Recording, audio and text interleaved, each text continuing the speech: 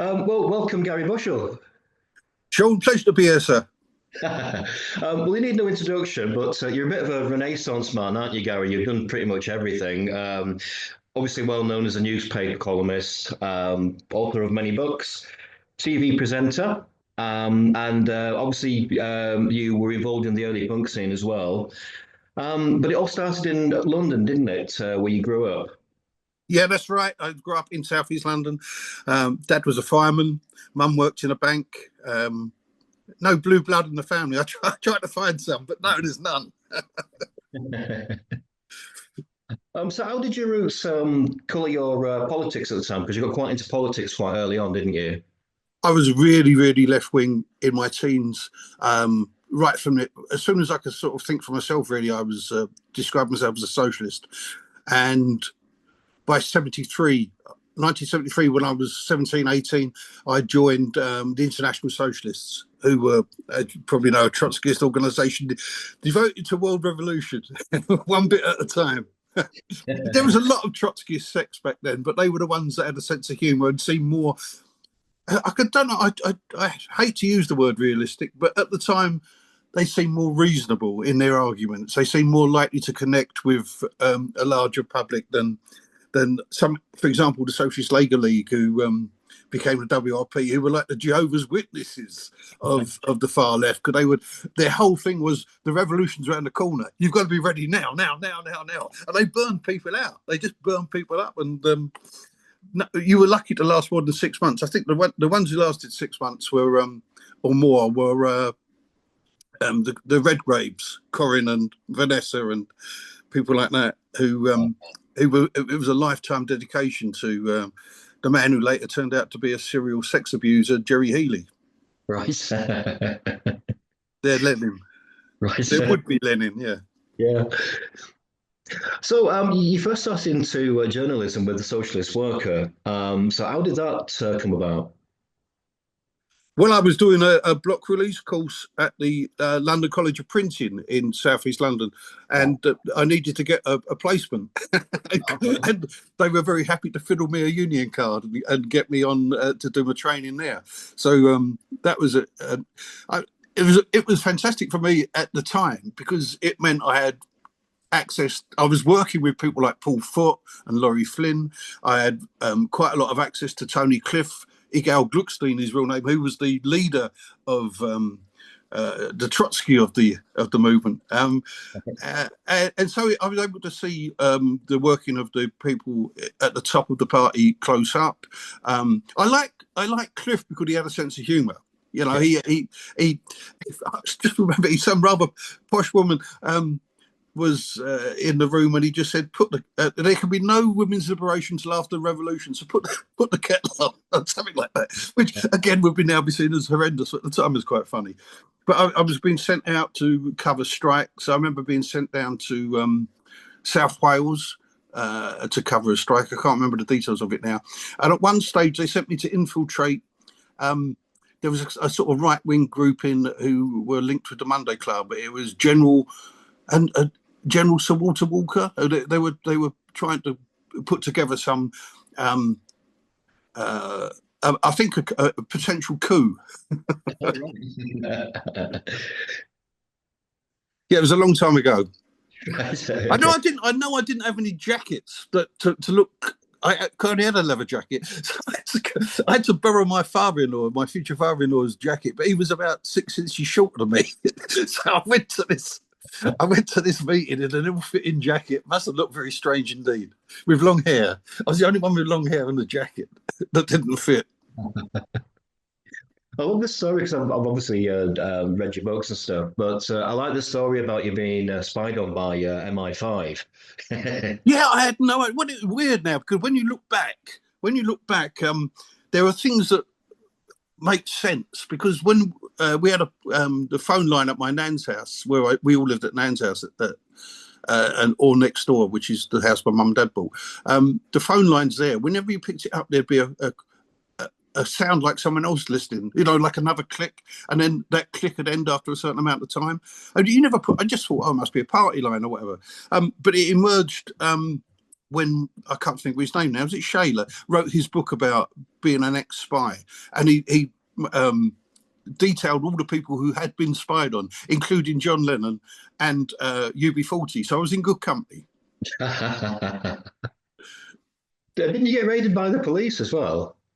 Oh God, yeah, but that was something different. That was in the I'm guessing off the top of my head about 1984 when I've been writing Iron Maiden's book. I remember I'd just come back from a meeting with I delivered the final draft of the Maiden books. It must have been the summer of '84, and the police two CID officers turned up from Essex Police turned up on my door and asked if they could look around the house. I said, well, of course you can, but what are you looking for? They wouldn't tell. We can't tell you that, sir. And they kept there looking under the behind the settee. They're looking in the cupboard under the stairs. They're looking under the beds. I said, look, I don't mind you looking, but what are you looking for? Maybe I can help. And it transpired that Motorhead had this like massive replica bomber in their stage set with about a 20-foot wingspan. It was huge, and it had been stolen. And the police had been tipped off that I had it, and they're looking under the bed. I said, "What are you doing looking under the bed? This thing's massive." He said, "Well, you could have disassembled it, sir." I said, "I could have done, but the bed would have been touching the ceiling with all the parts." Then they sort of said, "Have you got any outbuildings?" I said, "Well, we've got a garage," and their faces lit up. You could see them thinking, "We've got him, it's in the garage, we've got him, it's in the garage." And I take them out, and it was a double-fronted, two-door garage. So I'm pulling it open, and their faces are all keen, thinking they're going to see this fantastic revelation. And all it was in them was my daughter's little three-wheeler. So that was, they said, we'll get back to you, sir, but they never did. That was the end of it. Well, punk started to develop in London, wasn't it? I think that was the first place it developed in England in the early 70s. Could you see the roots of punk developing in that alternative scene that was happening around about that time? What you mean? What I remember, it all got very boring in the mid 70s, and the only thing exciting, it all seemed to be. This may be a distorted memory, but the way I remember it is it was all massive bands. It was all bands playing stadiums, and they were fantastically technically proficient, but it didn't seem to have much heart. Didn't seem to have any soul. They certainly weren't rock and roll. And so the first thing that I think in '75, the things that music papers were interested in was like jazz rock, Chick Corea and people like that, John McLaughlin, who were superb musicians, but again, weren't necessarily songwriters. And so when pub rock started, that was really exciting. Eddie and the Hot Rods, obviously, Dr. Feelgood, the Kilburn and the High Roads, all these sort of bands were about. But punk, it just struck me as just something, it felt that there was something missing. And when punk happened, hyped and mythologized though it was, it just seemed tremendously exciting. And for me, because I remember watching the Pistols on the Bill Grundy show and things like that, and just thinking, wow, this is, and funny enough, I had to defend punk in the Socialist Worker, I think early in 1977, because the comrades were concerned about the Pistols wearing swastikas, and I had to go in there. I wrote a great piece, well, I thought it was a great piece, defending punk on the grounds of they should ignore the shock tactics and basically look at the Clash and what the Clash were singing. Because to me, the Clash were my band at that time. They were for a long time. You know, I just loved the Clash. In fact, it was one of the few times I got tongue-tied meeting people was when I met Joe Strummer for the first time. So yeah, it was, and then of course the wagon train started rolling, and all of these fantastic bands were about. I remember buying the Damned's first single the day it came out in Shepherd's Bush when I was living on the White City estate, and going to see the Stranglers at the Roundhouse and Motorhead, bizarrely, but Motorhead was still, I think, were more in tune with that spirit than any other rock band around. Yeah, it was a tremendously exciting, and lots of bands, lots of opportunities, and of course it kicked open the door for people right across every. I mean, it wasn't just music; it was art, it was television, it was journalism. I mean, think of the people who came through punk journalism, including Tony Parsons, Julie Burchill, people like that. Yeah. Me and Dave McCulloch, Div Angry on Sounds. We seem to upset the older people. I think what they were about on the staff who had their tour jackets and just went to see bands who were signed up to a label and didn't go outside of Soho unless it was a trip abroad. They didn't seem to like us because we were like going out to the places they would, you know, like the Angels of Dirty Faces. We come from places you don't want to go, and that was the sort of bands we were going to see. We were going out to see, obviously Sham, but then the Rejects. And all these, and all the mod bands and the two-tone bands, and it was all tremendously exciting for me. What made you start your fanzine? Was it just I wanted to meet some of the people. I interviewed Polly Styrene, I think, was the first, and then Percy. It was just wanting to be part of it. It wasn't a professionally done thing. It wasn't generally available in shops or anything, but it was fun. So that led you to work on Sounds magazine, didn't it, as well? It did. Again, serendipity came into play, and I was told there was a vacancy going. I went up and I took the fanzines in, and Alan Lewis liked the look of them, and I was just expecting to get shifts. He said to me, "Go out and show us what you can do." So I think I went out to, I don't know, 9 shows in 12 days, and just put a review through the door the next day of Sounds office in Longacre, and they phoned me up and said, "You got the staff job." I thought, what? So that was it. I was on the staff job in, I think, July '78. Going on the first gig I reviewed for Sounds was the first gig of the Clash's tour in 1978 at Aylesbury Friars, and opening for them that night for the first time under the name, because that morning they'd been the Coventry Automatics, and that night they were the Specials. It was so long ago that Neville wasn't even in the band. Neville was the roadie. Yeah. And it was just, so I was lucky enough to see the very first, and do the very first Specials gig, and also review them. So it was such an exciting time. There's quite a lot possibilities. Now everything has got back to the way it was before. In the bad old days of Tim Panelli, it was all controlled by producers and management, and I think it's that way again now. And we just need another punch up the bracket to bring it back down to earth. I absolutely agree. So, there was a lot of rivalry between NME and Sounds, wasn't there? Yeah, there was, but they were a bit. I mean, I was a huge admirer of Tony Parsons in particular, and my eldest daughter is called Judy, so you can get where that inspiration came from. But I think we were more in touch with what was going on at a street level. We weren't. I mean, you look at some of these guys on the. I'm trying to think of their name now. There was a Paul, and I can't think of his surname. There was there was a lot of them just seemed very pretentious to me. They were all trying to make it like they were writing a thesis at university, and really, it wasn't about the readers. It was about them glorifying themselves. Parsons wasn't like that, but a lot of the ones that came afterwards were, I felt, up their own arses. Whereas we were just going out and saying, "Bosh, this is happening. This is happening. This is good. This is happening. This is bad.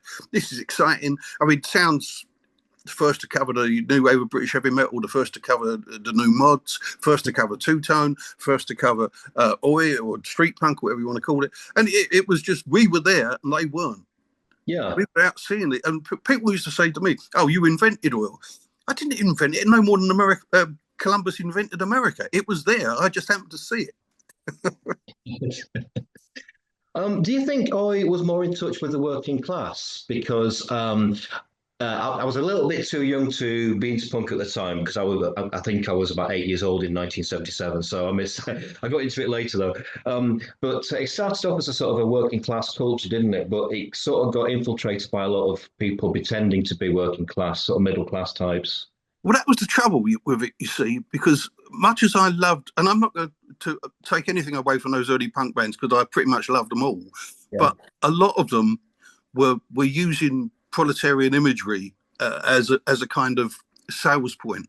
They weren't what they said they were. They were art students, mostly middle-class art students, who were pretending to be working class and using phrases like dole cues and just all of the hip phrases at the time were related to being young and coming from nothing. And in fact, they weren't young and coming from nothing.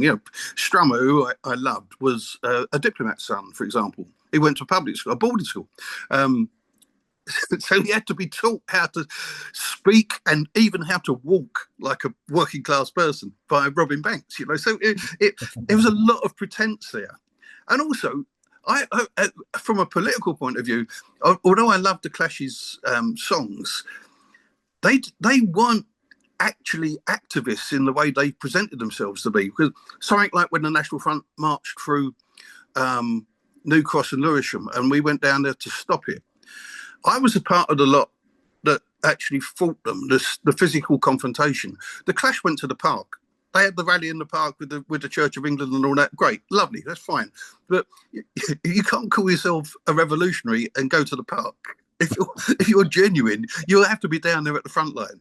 Yeah, I think thing about Oi as well, it was more connected to things like football as well, wasn't it? You know, a lot of the songs were very sort of football anthem-y, you know. Well, you look at the people who were making those primarily in those bands. The Cockney Regents were the sons of a docker. The two brothers. The Upstarts came from mining stock. Even like bands like the Skids came from a working class background. They were genuinely what they were, the mythology of punk made real. And of course they were on the Regents more so were actually boxing matches, but boxing matches, football terraces. The sound of Oi was different from the sound of original punk because of that, because the guitars tended to be heavier and the choruses were more a football terrace type sing-along thing. I mean, if you were going to criticise Oi for anything genuinely, as opposed to the bullshit that came showering down on us from the Daily Mail, it was very much a boys' club, and the women were not fully represented in it. It took ages for women Oi artists to come through. They were always there at the gigs, but not in equal numbers. Yeah. I don't know. I've lost the point of your question now. Have I got off the track? You managed a few bands as well, didn't you? So, like the Blood and the Cockney Rejects. I just missed that. Sorry, say it again, Sean. Sorry. You managed a few bands as well, didn't you? Yeah. Sorry, the Rejects sort of tricked me into managing. they made. I mean, obviously, I went and saw them live, but when they first approached me, and in fact, even when the first time we put them in the studio, they didn't have a drummer. In the studio, they claimed that the drummer had been in a car crash, and the engineer had to help them out on drums. But I just loved that the demo tape was fantastic. The spirit was fantastic. The attitude, I loved the attitude of them. And when I took them in I got Jimmy Percy to come with me, and we took the band in to EMI, and it was like knocking on an open door. They just wanted it. They wanted it because if I'd known how much they wanted it, I'd have got my money out of them. But I just thought we did pretty well. I think I got them 125 grand advance, which in 1979, early 80 was a hell of a lot of money. Yeah, but that was I think Jeff was still 15 or so. He spent his on fireworks and sweets, his bit of money. But there you go. But then I thought, I'm not a manager. I don't really know what I'm doing. They need a real manager. So I got them to meet Tony Gordon, who I assumed was a real manager, but turned out to be the wrong person for him. But there you go. You can't know everything. Well, like you said, they did. The Oi scene got blamed for a lot of things, didn't they? They're always getting bad press, and just completely unjustified bad press as well. But it also attracted quite a few maniacs, didn't it? The Oi scene. Well, there was a lot of head cases, but a lot of those maniacs have come from quite a few of them in London, at least, have been former Glory boys. They've been a lot who followed Secret Affair around, the Dave Lawrence and people like that. Yes, I mean, it was again that's a legitimate criticism of Oi was it did sort of glorify aggression to a degree, but again I've forgotten what you were saying. That was it, really. It's just, I mean, there was that. But what we tried to do, what emerged was what you might call more class conscious, more because when the business came along, and they were not long behind, they had a football following, but their following wasn't just one team. Their following included Chelsea, West Ham, Millwall, Tottenham. There was and the very first time I saw the Rejects play, that very first gig, there was no I put it on actually at the Bridge House with them supporting. Was it Little Roosters, I think, and the Gary Lemmings band, and the audience for them were all people who looked like they walked off the terraces, but they weren't skinheads. They might have been ex-skinheads, or they might have been ex-mods, but they just geezers, really. It was just Herberts, as we used to call them. And so the skinhead thing came later, and a lot of that was it always defined itself as being working class punk. So it didn't define itself in terms of a style of dress.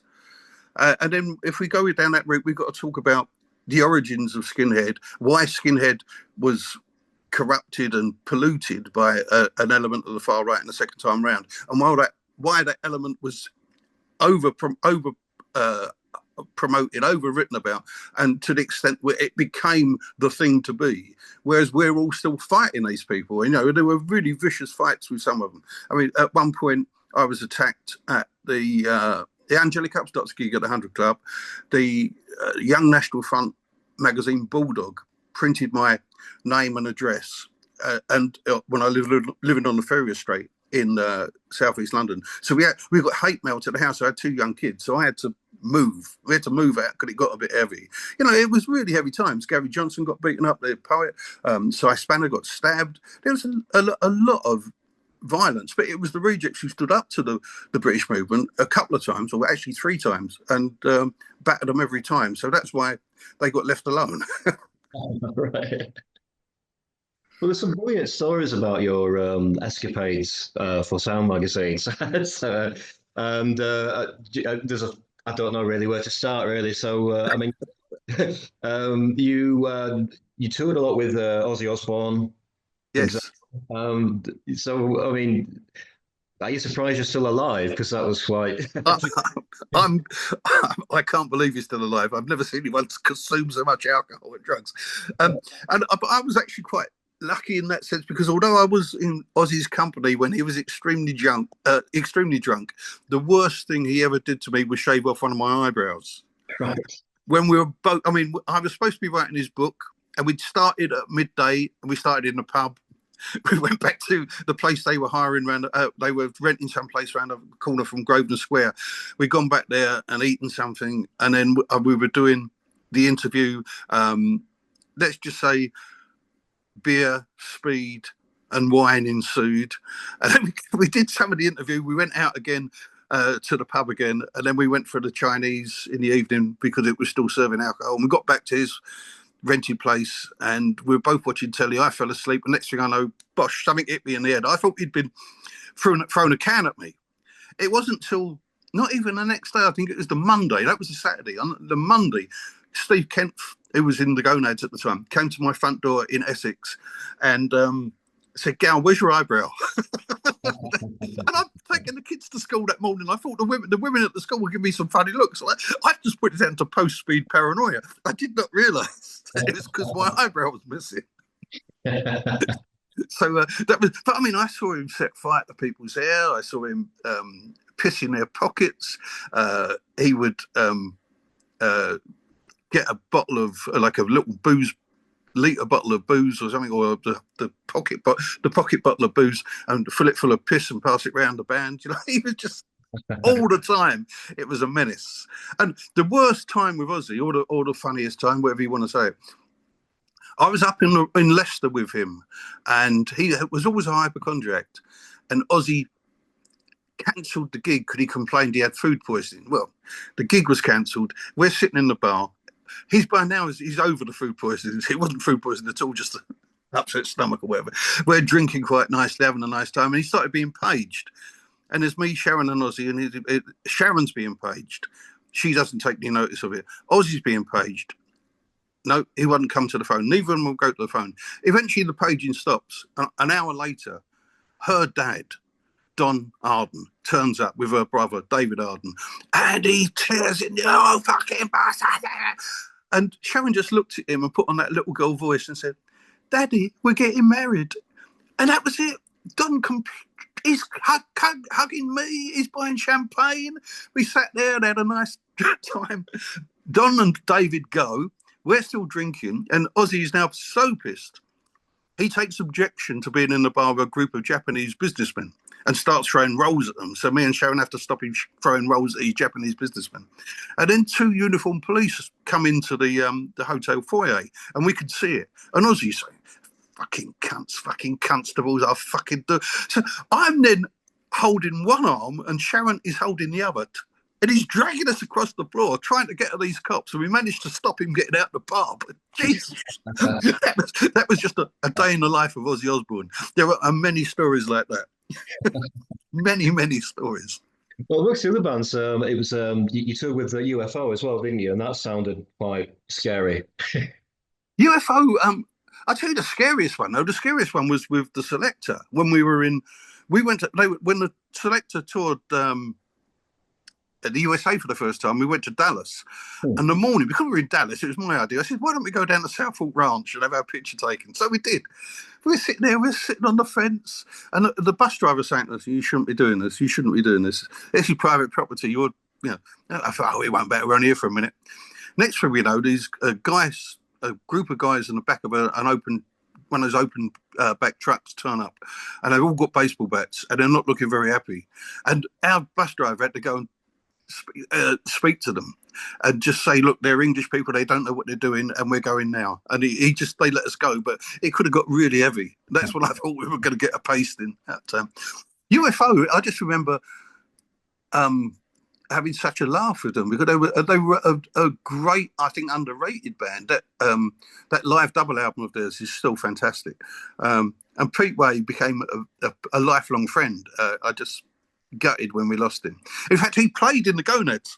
This is of a dream come true for me. We did, I think it was Rebecca Pollard's wedding up in Leeds, and she asked us to play at her wedding. So I put a super group together, the Gonads, with Pete Way from UFO and Mickey Geggis from the Rejects. So and Tony.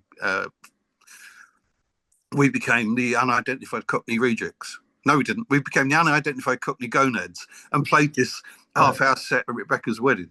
But just the whole weekend, I've written a chapter about it in one of the books, because it was so crazy and over the top.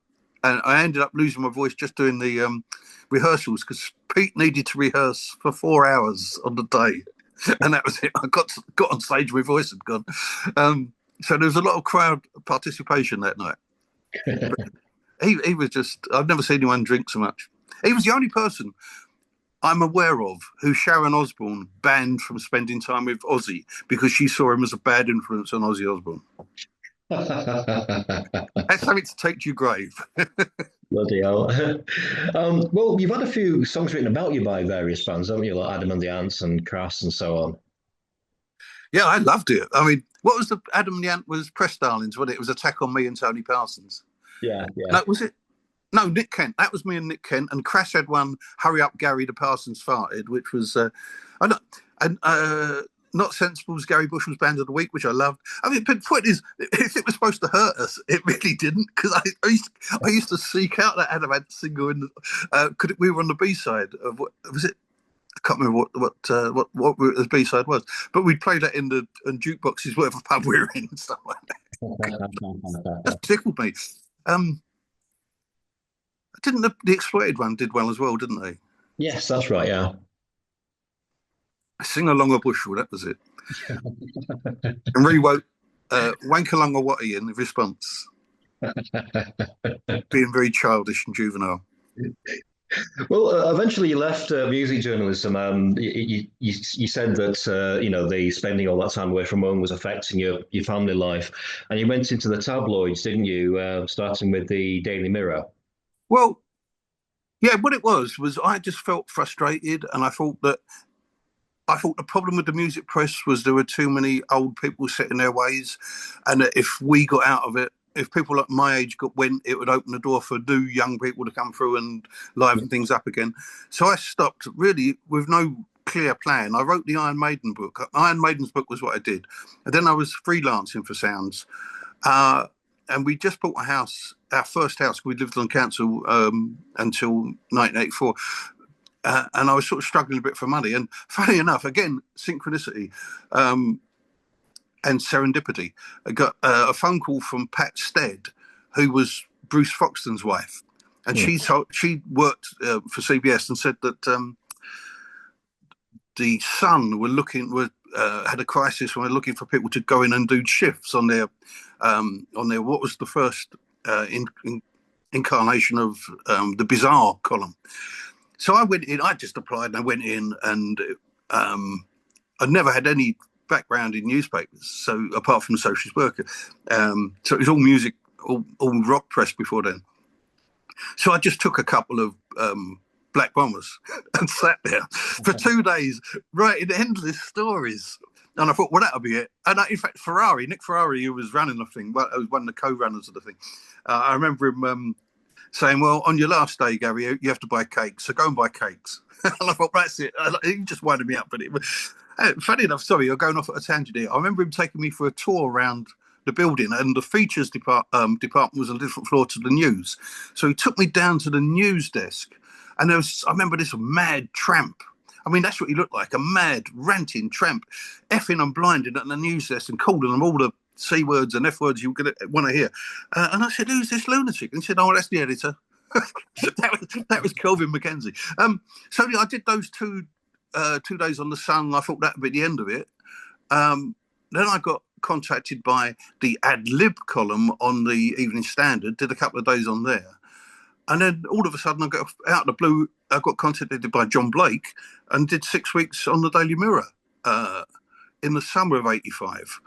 And I remember the real contrast in the pace of work, because on the Sun, everything was manic, and it was an overnight page, which means we wrote Thursdays on a Tuesday. You come in on a Wednesday and Kelvin just tear it all up just because he could. So he has to write it again and then write Fridays as well. So it was just a constant pressure.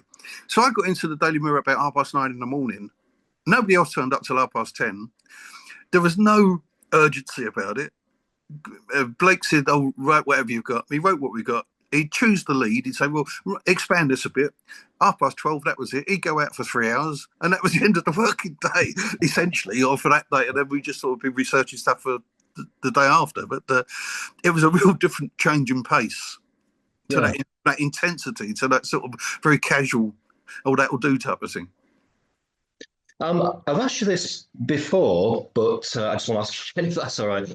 So obviously you started life as a socialist, and obviously the Sun's perceived as sort of more right wing. How did you feel about joining a paper like that? And do you think that at the time politics had changed to the point where the Sun's views were reflecting the working class views more than the Daily Mirror was? That's a long question. Let me just do it bit by bit. Yeah. Yeah, I mean, even though you think that,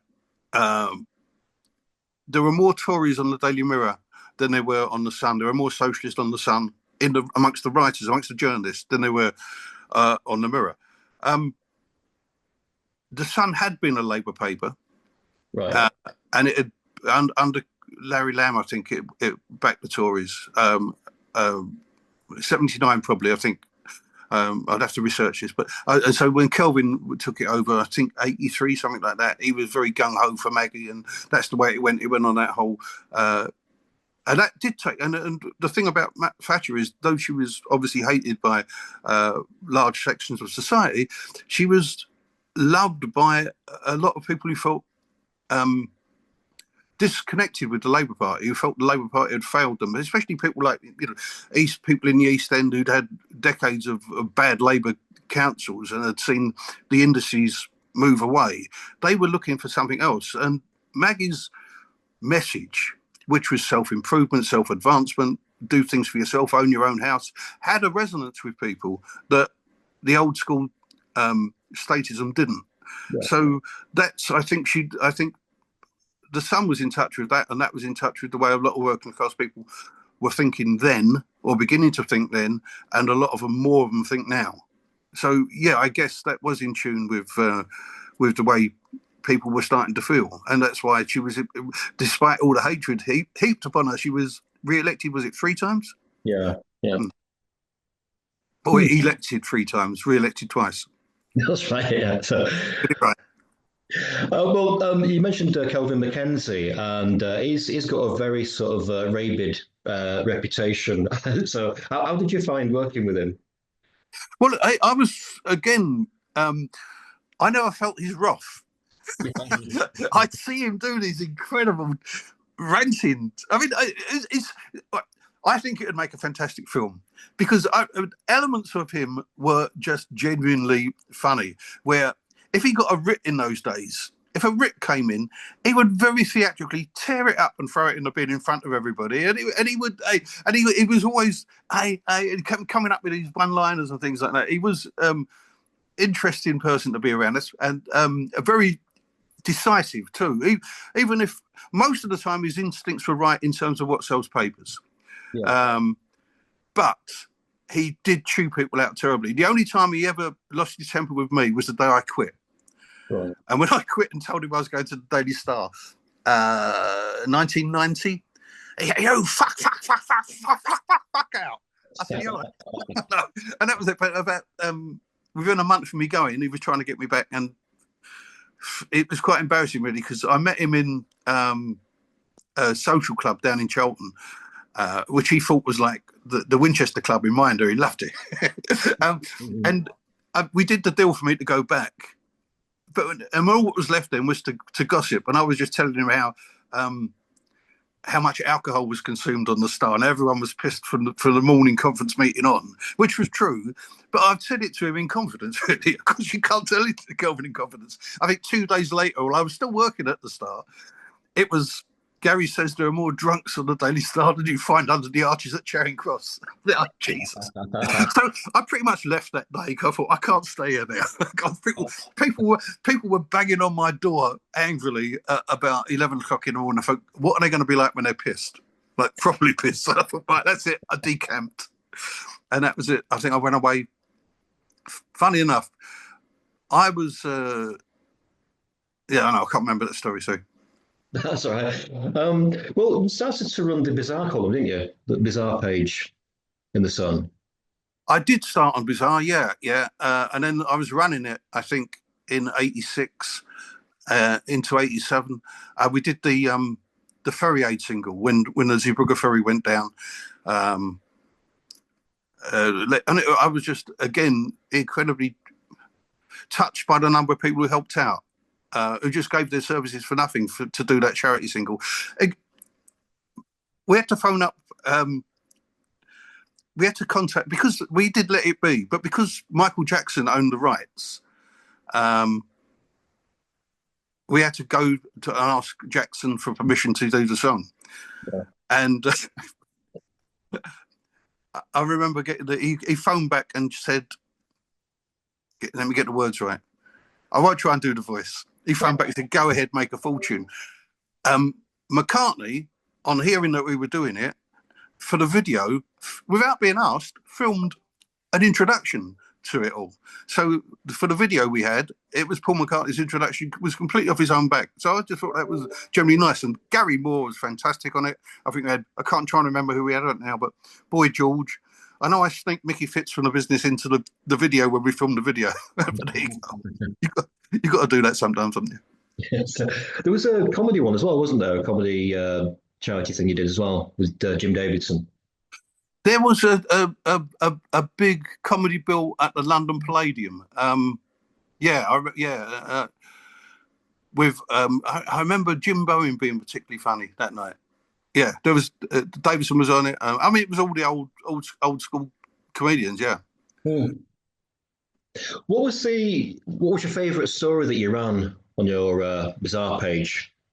Oh, I can't remember. I mean, you're asking about things that were 40 years ago. Right, okay.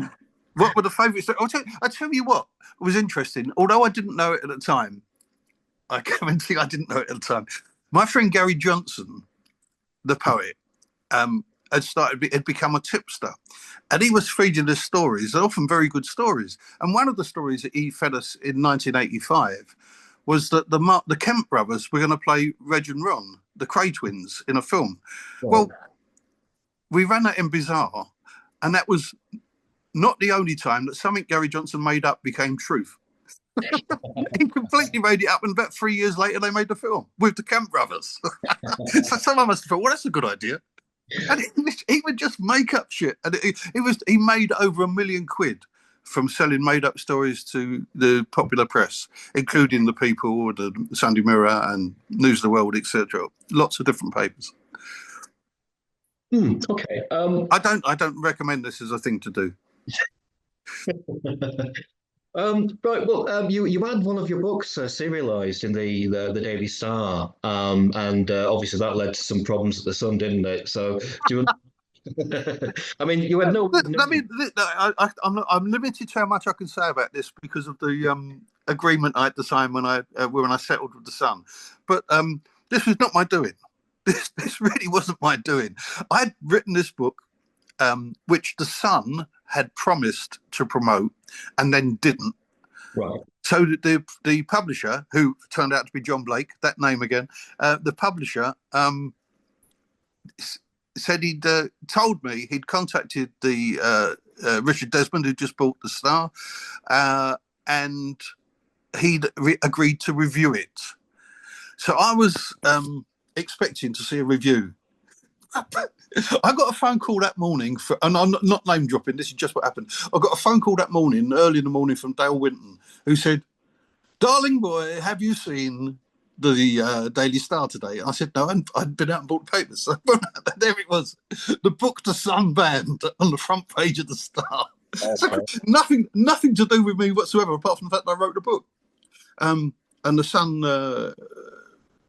sacked me for this, for gross misconduct, which made me sound like I'd been flashing the dinner ladies or something, canteen ladies. So that was pretty annoying for me. And I took them to court, and we settled. I can't say too much more, but I can say that one of the reasons they sacked me was I'd written a book for John Blake, and 21 other members of News International journalism staff had also written books for Blake. So that just shows how fair it all was. It was like a kangaroo court. Kafkaesque, they would say now. You were named Critic of the Year, weren't you, in 1994? And you're already sort of appearing on TV at various points. How did that lead to things like Bushell on the Box? It wasn't my doing. They contacted me, Central Weekend. No, I've been doing a lot of stuff up at Central, because they had this great bear pit of a show called Central Weekend Live, which was really like a Jerry Springer show with politics. It was just crazy sometimes. So they were aware of me, and they read the stuff in the paper, and they just wanted to do, would I be interested in doing it? ITV were launching the Night Network in 1996, and they wanted Bushell on the Rocks to be part of the Night Network, and we went to, boastful now, we went to #1 on the Night Network and had 1 million viewers at midnight. And you might say, okay, you're up against a test card, but I'm still saying we had 1 million. We had a 68% audience share at one point in Central region. We did pretty well, and I had these fantastic people came on the show for nothing, including everyone from Barbara Windsor and Jonathan Ross to Penn and Teller, people from EastEnders, gladiators, loads of gladiators, every comedian you can think of, including Vic and Bob and people like that. It was just I had the time of my life. And we did one series, they wanted another one. So we did 50 episodes in the first year.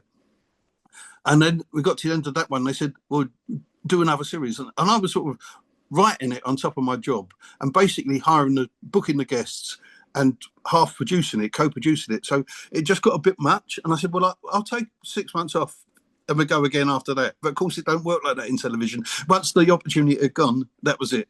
So we did it.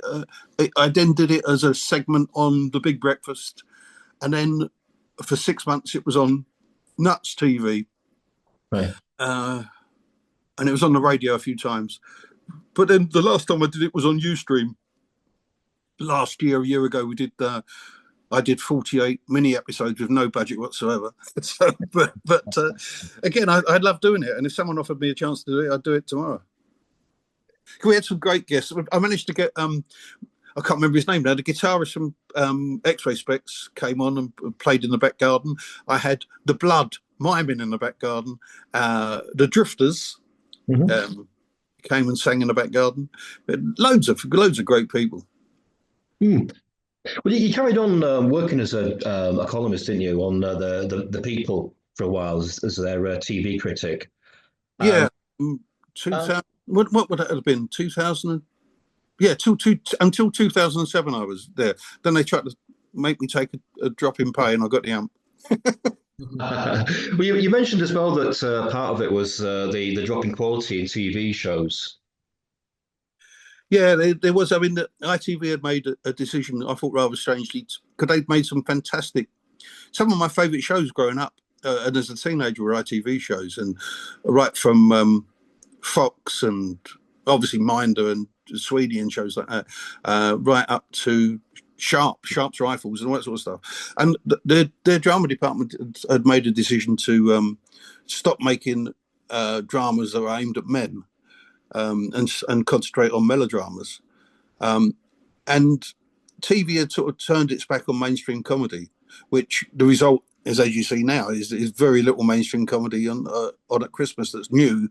You go back to 19, I'm trying to think, 75, and this time this time 40 years, 50 years ago, the top show was the Benny Hill Show with 19.8 million viewers.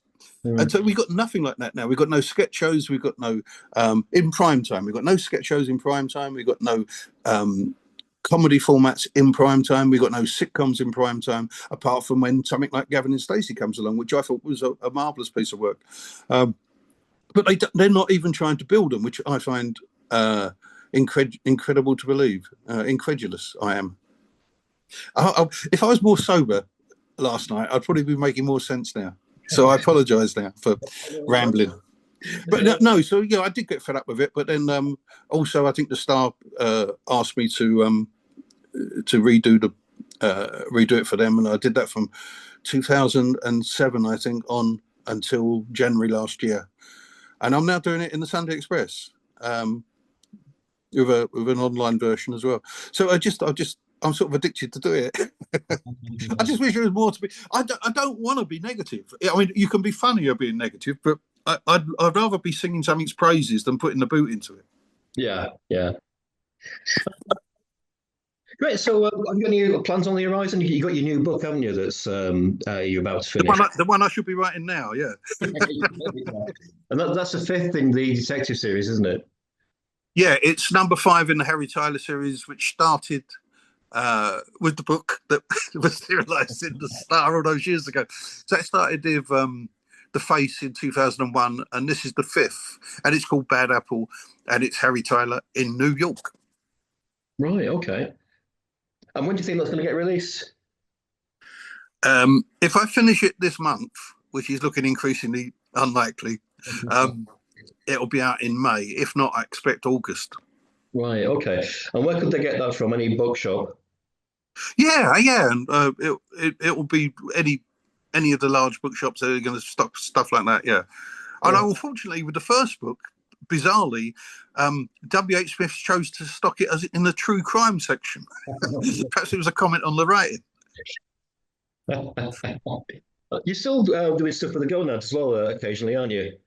Yeah, the Gonads. We've stopped doing little gigs, but we're doing 2 big festivals this year. We're doing Rebellion in August in Blackpool, and we're doing Punk and Disorderly in Berlin in September. Right. So we're looking forward to doing those shows. Yeah. I mean, I've got songs written, but I don't think we'll be in the studio this year.